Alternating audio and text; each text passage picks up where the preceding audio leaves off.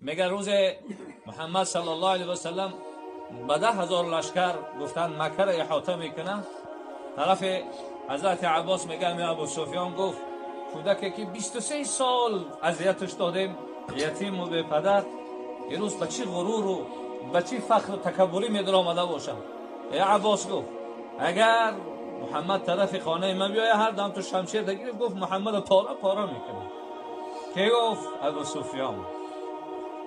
وقتی میگه رسول اکرم صلی الله علیه و سلم داخل مکه میشید، خود ابو سفیان روایت میکنه، میگه من فکر عقیدم دیگه بود، اما محمد نگاه کردم با سری خم، با آبای دیده در پره رخساره و برای اهل و مردم استغفار کنان میگه درو بی یگام اختیار آمدم میگه و یک عجیب میگه سخنی از زبان محمد شنیدم. هر کسی در خانه ابو سفیان هست در امان هست، هر کسی در خانه هند هست در امان هست و هر کسی که در مکه هست در امان هست. اکرمه بچه ابو جهل گرفته بود، صفوان هم گرفته بود. وقتی خبر شنیدن که همه امان است، اونا هم آمدن بیعت کرد. پس محمد صلی الله علیه و سلم با سر خم، با اشک ریزان، با سر خم به بیت الله می‌دراید که 23 سال اذیتش کرد. هندی که جگر امیر حمزه را مکیده بود، میگه کسی در خانه هند است در امان است. همون روز رسول الله را از مکه بیرون کردن، ابو سفیان با هند عجیب صحبت میکردن. ابو سفیان گفت از محمد خلاص شدیم، ما پیروزی بالا ما نصیب شد.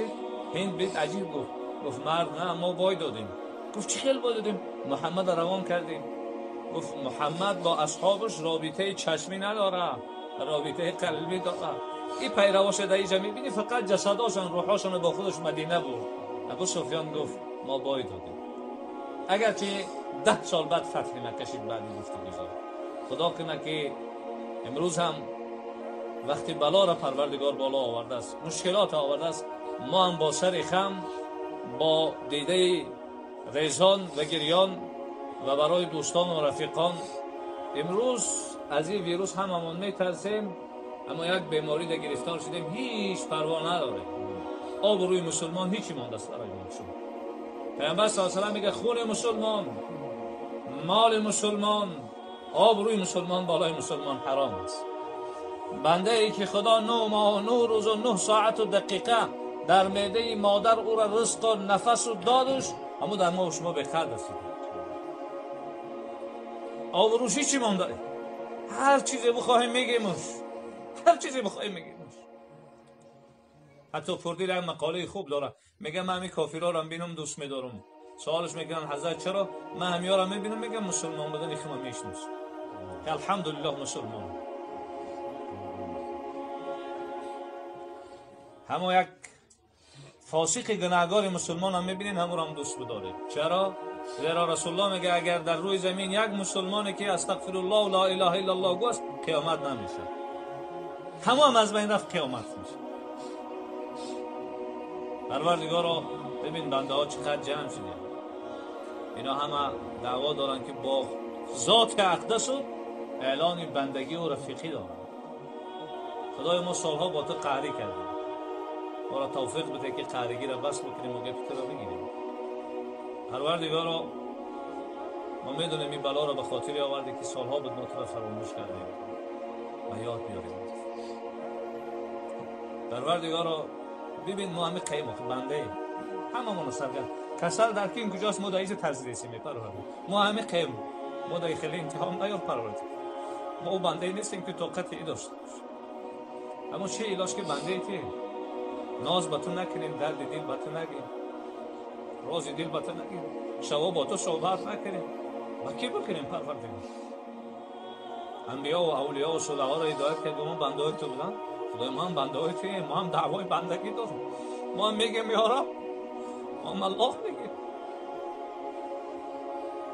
پروردگارا این بیماری را برداشته بود، از کره زمین برداشته بود.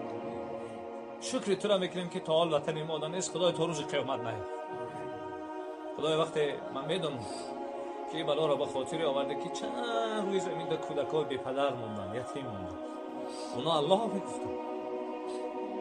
یک رسانه ها مشهور بود، یک کودک وقتی زخمی شد گفت ما با همین خون پیش خدا دعوا میرم که ببین خدای بنده‌های تو من این کودک این حالت دارم تو رب المظلومین هستی الله با ایمان دار این که ما را به خاطر او آوردی که اون مظلومات را فریاد کردن ما چرت به چی نمود در خاطر اونا در صحراها چی خیلی گشته موندن با گشته تو را چی خیلی یاد کرده باشن با تنهای مجروح تو را چی خیلی یاد کرده باشن خدا زبان ما را مثل زبان ابو بگرد مونی که هستی این خواهش داریم خدا این بلا را بگرد ما آمنا بک یا ربی ما ایمان داریم تو یا رب یا ارحم الراحمین ما ایمان داریم روزی میشه که یکایک ما را سوال جواب میکنی مثل ایمان داریم اگر ما را سوال میکنی امروز خدای ما را به ستاره و رحمانی سوال بکن و قهاری و غضبی ما را سوال نکن پروردگارا تو بخشنده هستی و بخشیدن رو دوست می‌داری ما رو ببخشی الله یا ارحم الراحمین اگر روز قیامت ما را از گناهامون بپرسی ما تو را از رحمتت میپرسیم پروردگارا اگر تا عیبای ما را آشکارا بکنی ما تو را از ستارت میپرسیم یا ارحم الراحمین اگر بالای ما قهر و غضب بکنی خدای ما تو را از غفارت میپرسیم یا ارحم الراحمین خدایا پیغمبر رو آرزو کرد کاش ما رو یک بارک میگفت کاش که آرزو رو ما میکردیم یک بارک پیغمبر تن میگفتیم لیکن در این دنیا رفیق را نصیب نکردی پیروی را نصیب خدایا از نام همه این اکرام برادرها به ارواح پاک حبیب صلوات بیان ارواح ابوبکرها و عثمانها عمرها و علیها طلحها و زبیرها بلالها و هلالها سعد و سعیدها خالد و خبابها و سایر اصحاب رضی الله تعالی عنهم از ما شاد و مسرور بگرد خدایا در روز پیش با قاریا و دابلها شیش دادیم یک قصه عجیبه کرده بودیم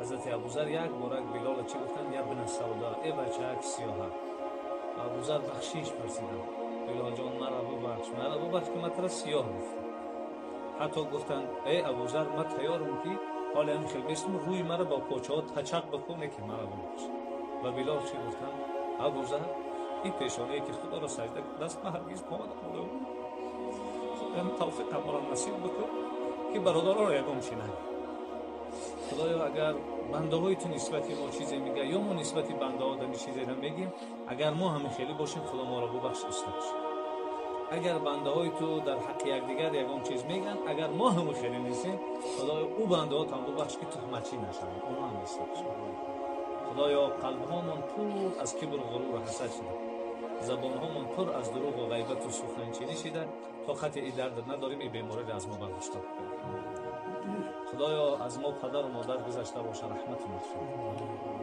اگر تا حال در درون قبر در سوال و جواب تو گرفتار باشیم الله سوال و جواب را آسان شد اگر قبرشان تاریک باشه روشن بکن اگر تنگ باشه وسیع بکن اگر چالی از دوزخ باشه باغی از جنت بگردان اگر حیاتان بالای سر مانند شد سایبان سرنگهبان اهل و عیال و فرزندان از سبب زیبایی زندگانی دنیا و سبب افتخار روز قیامت نصیب بود